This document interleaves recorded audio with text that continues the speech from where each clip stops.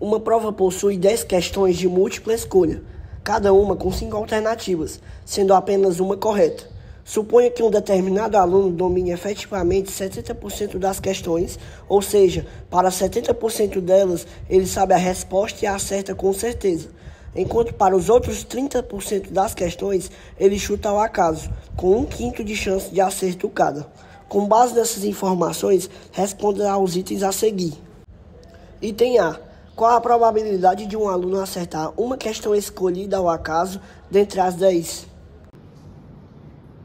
Bom dia, meu nome é Fernanda da Silva, sou do primeiro ano do curso técnico de hospedagem e hoje vamos fazer a resolução da questão 1 do item A, que aplica 3 conceitos, que é a probabilidade da união de eventos, probabilidade condicional e eventos independentes. A seguir temos a fórmula e ao lado a legenda que nos orienta nas informações a seguir. Temos PA, que é a probabilidade do aluno acertar uma das 10 questões ao acaso. PA/D, que é a probabilidade do aluno acertar uma questão que ele domina, vezes Pzinho de D, que é a porcentagem de questões que ele domina, mais PA/D barrado, que é a probabilidade do aluno acertar uma questão que ele não domina, vezes Pzinho de D barrado, que é a porcentagem de questões que ele não domina.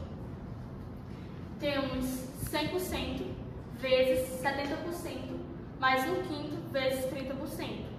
100% equivale a 1, vezes 70%, que equivale a 0,7, mais 1/5, que equivale a 0,20, vezes 30%, que equivale a 0,3. Fazendo a multiplicação, temos 1 vezes 0,7, que equivale a 0,7, mais 0,2 vezes 0,3, equivale a 0,06.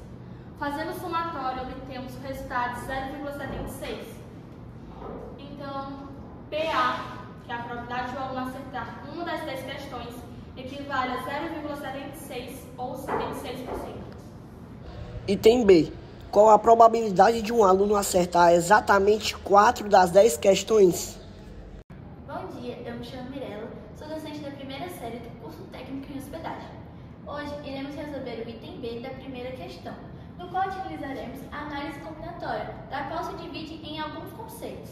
Dentre eles, vamos utilizar a combinação simples, ou seja, os subgrupos, que é combinação de n, PAP, igual a n fatorial dividido por p fatorial, vezes n menos p fatorial, onde n fatorial vai ser igual a um número multiplicado por seus antecessores até que se chegue ao número 1. Também utilizaremos o princípio multiplicativo, do qual é um evento onde temos A possibilidades e B possibilidades, do qual vamos multiplicar A vezes B. Na nossa questão, ela nos informa que temos 10 questões e que iremos acertar 4 delas, porém não nos diz certamente quais serão as 4, então nós temos que saber quantos subgrupos nós podemos ter dentre eles. Para isso, nós utilizaremos a combinação simples, que será a combinação 10,4 igual a 10 fatorial dividido por 4 fatorial vezes 10 menos 4 fatorial, que será 10 fatorial, 10 vezes 9 vezes 8 vezes 7 vezes 6. Vamos parar no 6 porque logo mais poderemos simplificar, dividido por 4 fatorial, que será 4 vezes 3 vezes 2 vezes 1, vezes 10 menos 4, 6 fatorial. Logo, o 6 fatorial se repetiu, poderemos simplificar ele. 6 dividido por 6 será 1, então não precisa repetir essa conta. Então, nós vamos poder simplificar outros, que será o 8, porque 4 vezes 2 é 8, então 8 com 8 simplificamos, que vai ser 1 também. E podemos simplificar o 9 pelo 3, porque é divisível, ou seja, 9 para 3, 3. Então, a nossa conta irá ficar 3 vezes 7, 21, vezes 10, 210. Teremos 210 subgrupos.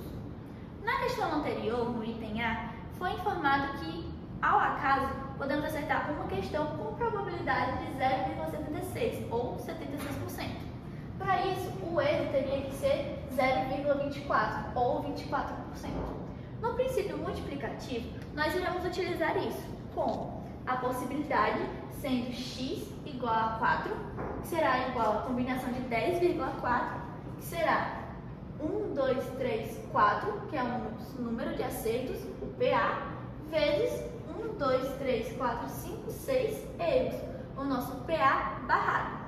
Para isso, será a nossa possibilidade x igual a 4 igual a 210 vezes 0,76 elevado a 4, nosso número de acertos, vezes 0,24 elevado a 6, o nosso número de erros. Logo, aproximadamente, nós iremos acertar 210 vezes 0,33362 vezes 0,001911. Aproximadamente, isso resultaria em 0,0339 ou 1,339%. Esta questão a gente também poderia resolver pela probabilidade binomial, onde temos o binômio de Newton vezes o nosso sucesso elevado aos acertos vezes ao nosso fracasso elevado aos erros, onde o nosso colega vai explicar um pouco mais à frente na próxima questão. Item C. Calcule a probabilidade de o aluno acertar pelo menos 7 questões usando a aproximação normal à binomial. E aí, pessoal, eu sou o Guilherme Vasconcelos Brandão, discente do curso técnico de desenvolvimento de sistemas. Vamos resolver o item C. O item C pede para a gente calcular a probabilidade de acertar pelo menos 7 usando a aproximação normal à binomial. Mas, Guilherme, o que é binomial? Binomial é a técnica usada quando queremos calcular a probabilidade de um evento acontecer. E esse evento tem que ter somente duas possibilidades. No nosso caso, ou ele acerta ou ele erra a questão. E também tem que ter uma determinada quantidade de tentativas. No nosso caso, é 10. Beleza, mas o que é aproximação normal? A aproximação normal é a técnica usada quando a binomial ela é muito grande. No nosso caso, a binomial não é grande, poderia ser calculada apenas com a binomial. Mas a questão pede que a gente resolva especificamente com a aproximação normal. Bom, para calcularmos com essa aproximação normal, precisamos descobrir o valor de duas incógnitas. A média, que se dá pelo número de tentativas, que no nosso caso é 10, multiplicado pela probabilidade de acertos, que é 0,76. 10 vezes 0,76 é 7,6. Beleza, descobrimos a média. Agora vamos descobrir o desvio padrão, que se dá pela raiz quadrada da média, que a gente sabe que é 7,6, multiplicado pela probabilidade de dar errado. Por isso, o menos P, né? O inteiro menos a probabilidade de dar certo. Ou seja, 7,6 multiplicado por 0,24 e a raiz quadrada de 1,824 é aproximadamente 1,3505. Beleza, descobrimos o valor da média e do desvio padrão. Agora temos que encontrar o valor aproximado de x binomial na aproximação normal. Guilherme, como a gente vai achar o valor de x aproximado? Vamos usar a correção de continuidade, onde vamos subtrair ou adicionar 0,5. Depende do nosso sinal. No nosso caso é o maior que, por isso vamos subtrair 0,5. Y é o valor de x binomial aproximado no valor da aproximação normal. Beleza, descobrimos o valor da média, do desvio padrão e de y. Agora vamos descobrir o valor da incógnita z. A z é muito importante, pois com ela vamos localizar o valor real no gráfico z de tabela de estatística. Z se dá por y menos média e tudo isso dividido pelo desvio padrão, ou seja, 6,5 menos 7,6, tudo isso dividido por 1,3505. E o resultado dessa operação é menos 0,81. Beleza, descobrimos o z. 0,81 é o z. Vamos olhar na tabela de estatística que vai passar agora na tela. E 0,81 é aproximadamente 0,2090. Beleza. A incógnita z sempre vai nos dar o lado esquerdo da nossa tabela, do nosso gráfico. Aqui está o gráfico. O gráfico significa 100%, né? 1. Metade aqui é 0,5, né? Já que é a metade de 1. E a incógnita z vai sempre nos dar o lado à esquerda, ou seja, 0,2090. 0,2090 é a probabilidade de ele acertar menos do que 7 questões, mas queremos a probabilidade de ele acertar pelo menos 7. Ou seja, se a gente subtrair o inteiro da probabilidade de ele acertar menos do que 7, que é 0,2090, encontramos o valor 0,7910, que transformando em fração, em porcentagem, 79,10%, que é a resposta. 79,10% é a probabilidade de ele acertar pelo menos 7. Item D. Suponha agora que as 10 questões disponíveis no banco sejam divididas em 7 que o aluno domina, ele vai acertar sempre, e 3 que ele não domina, acerta só se chutar certo.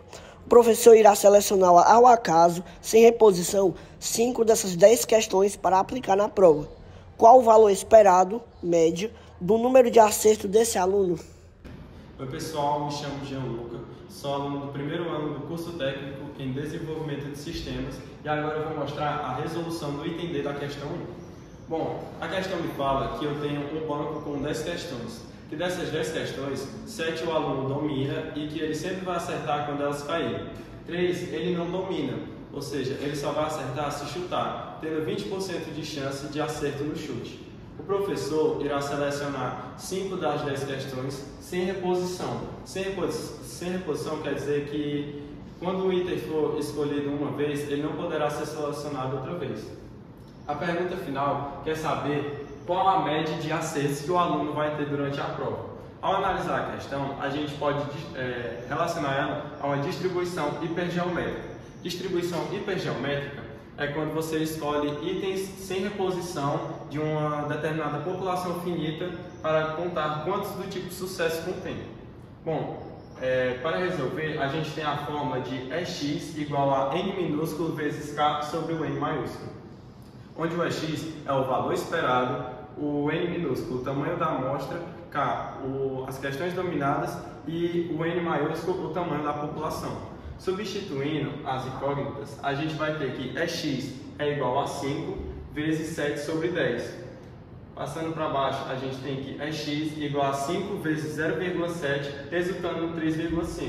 3,5 ele é a média de questões dominadas que irão cair na prova. Bom, para que a gente calcule a média de questões não dominadas que irão cair na prova, é bem mais simples. A gente só vai tirar do todo a média de questões dominadas que irão cair, que no caso ficaria 5 menos 3,5, resultando em 1,5. O 1,5 ele é a média de questões não dominadas.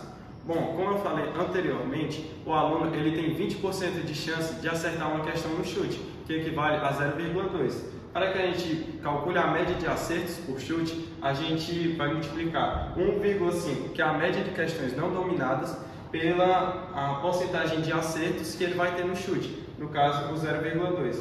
Multiplicando isso, a gente tem o 0,3.